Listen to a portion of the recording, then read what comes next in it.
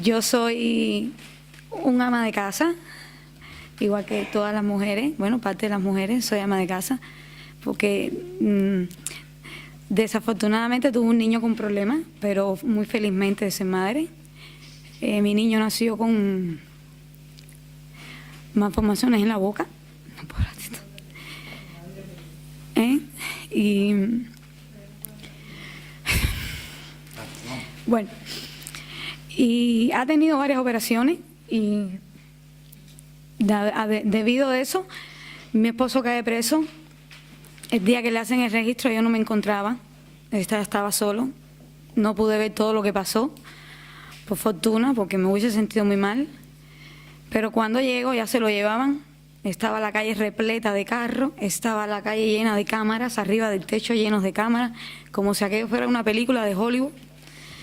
Se llevaban a alguien mafioso, a algún terrorista, y cuando llego no me dejaron entrar a mi casa, no me dejaron hablar con nadie. Mi mamá tenía a mi niño cargado y se van a Héctor esposado. Y cuando a Héctor se lo llevan esposado, mi niño tenía 2 años de edad. Ya había tenido una operación y estaba próximo a la otra. Y mi niño quería despedirse de su papá y no lo dejaron, lo apartaron y empezó con un gran llanto enorme. Me llamaron para darme la dirección donde él iba a estar. En ese momento iba a estar en Villa Marita. Ahí estuvo un mes de investigación, donde las visitas eran una vez por semana, solamente 10 minutos para verlo. No podíamos hablar nada, no podíamos preguntar nada, no podíamos llevarle nada. Simplemente verlo físicamente con el oficial delante, no podíamos tocarlo. Viene el juicio, vamos para el juicio. Y cuando llegué, el juicio mío, yo vivo en San José de las Lajas y el juicio fue en San Antonio de Las Vegas, bastante lejos, de Los Baños, disculpe. Bastante lejos de mi casa, tuvimos que buscar transporte para poder llegar, porque no teníamos. Y al llegar allí, faltábamos nosotros, nos teníamos un asiento guardado y faltaban llegar los presos. Cuando llegaban los presos, venían la perseguidora pidiendo vía para llegar allí. Y en eso díceme el hermano de él, que en ese momento estaba conmigo, ¿qué pasa? Digo, ahí traen a Héctor. Venían pidiendo vía, pidiendo calle, porque parecía que venía un terrorista, un mafioso, lo más grande del mundo. Y no lo dejaron que las personas se acercaran, lo entraron. Y el chofer que se quedó en el carro, que fue el que nos llevó, le pregunta a los vecinos que estaban alrededor de él que qué pasaba, que por qué había tanto alboroto. Y los vecinos le habían dicho que traían a un asesino, el peor del mundo. Eso no se me olvida. El chofer quedó pasmado al oír eso. Diría, ¿a quién traje yo? Pero bueno, entramos y entonces todo salió bien. A él lo condenan a 12 años de privación de libertad. Se lo llevan para la prisión de Guantánamo, a 900 kilómetros de San José de las Lajas. Ahí empezó la guerra. Yo no tengo experiencia ninguna de prisiones, no tengo experiencia de ninguna de lo que empezaba a suceder, porque yo les digo, soy una madre dedicada a mi hijo, porque nació con muchos problemas, y acorde a eso vino otro problema más, que fue el de mi esposo. A trasladarlo para Guantánamo, que empezamos a viajar para allá, yo no sabía cómo eran pasajes, cómo había que sacar, yo no sabía dónde ir, yo no sabía nada. En San José soy yo la única que era la esposa del preso político, del doctor Raúl. No tenía a quién preguntarle, no sabía de las otras esposas. Empecé a indagar yo sola y empecé a ir a las terminales yo sola y me dijeron, tienes que quedarte aquí, tienes que dormir aquí, tienes que comer aquí. Y así fue, ahí dormí en la terminal de San José para poder sacar un pasaje para irme para Guantánamo. El pasaje a veces se conseguía, a veces no se conseguía, a veces había que pagar de más, a veces no se podía pagar de más. Siempre me iba, casi siempre me iba con pasajes de ida, pero sin regreso, porque no se podía, porque no había, o porque no me lo podían resolver, o porque no me lo querían dar. Eso se lo dejo a ellos. Y así fue haciendo hasta que llegamos a Guantánamo. En Guantánamo no tengo a nadie, mi esposo no tiene a nadie tampoco. Éramos principiantes en esa ciudad. no fuimos a la iglesia. En la iglesia me dieron, yo llevaba varias direcciones donde podía quedarme, pero de esas varias direcciones que podía quedarme, yo no sabía ni idea quién eran las personas, ni sabía cómo encontrar a esas personas. Entonces el padre de la iglesia católica, José María, se acercó a mí y me ayudó a buscar esas personas.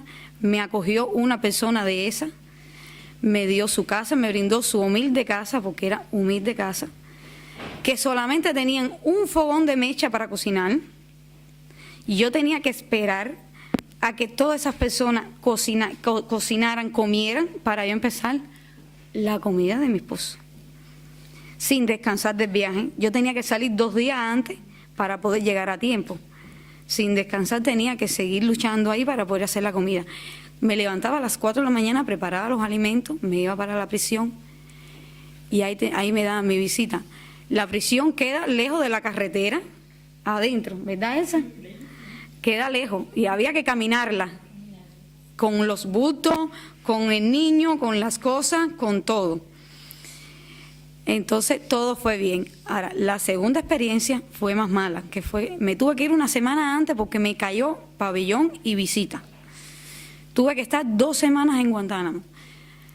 Yo fui con mi suegra, que es una señora diabética de 63 años de edad, ciega, muy mala de salud, y mi niño tenía 3 años ya y estaba operado del paladar con punto. Me lo llevé así, operado, porque él siempre fue a ver a su papá, operado, sin operar. Él tiene 5 operaciones en estos momentos y está pendiente a otra más. Y siempre fue a ver a su padre. Y él me decía que dónde estaba su papá. Yo le decía que en una escuela al campo, había que llevarle comida. Él me decía, y esa comida, y era para él. Y él me decía, ¿y por qué? ¿Esos son los maestros de mi papá? Sí, esos son los maestros de tu papá. ¿Y por qué los maestros se visten de verde? Bueno, porque es un traje nuevo que usan ellos. ¿Qué le podía decir a esos maestros, a ese niño que tenía 3 años? Y entonces, ese día salimos y en Camagüey se rompió la guagua. Estuve botada en la terminal de Camagüey con mi suegra enferma y mi niño operado 12 horas, desde las 12 de la noche hasta las 8:30 de la mañana, sin saber lo que iba a pasar con nosotros, sin tener una comida en mis manos. Y al otro día era mi visita y no tenía nada preparado. La suerte fue que la señora donde yo vivo tiene teléfono y la pude llamar a las 6 de la mañana y decirle de favor que pidiera un dinero prestado hasta que yo llegara y me adelantara una lista de cosas que yo le di. Y ella me hizo el favor, agradecidamente, porque siempre hay personas buenas en el mundo. Y cuando llegamos a Guantánamo, ya yo tenía la comida preparada en la puerta de la casa y en el mismo transporte que llegué, que me cobraba un ojo de la cara, seguí para la prisión. A la prisión llegué como a las 5:30 de la tarde. Cuando acabo de llegar a las 5:30 de la tarde, que me dan la visita, subimos para la visita, esperamos que me trajeran a mi esposo. Y yo le voy explicando al niño que su papá lo iba a haber cambiado, estaba flaco, estaba blanco, estaba pelado, para que él no se asustara al verlo, porque eso da mala impresión verlo, de cómo ellos eran a cómo ellos estaban dentro de la prisión. No se podían reconocer. Y yo los tenía más o menos preparados para cuando lo vieran, para no sufrir el impacto de verlo. Y cuando viene su papá, yo le digo al niño, corre a ver a tu padre que ahí viene. Y su madre salió con el niño. Y su padre parado delante, el niño me dijo, mamá, ¿dónde está mi papá?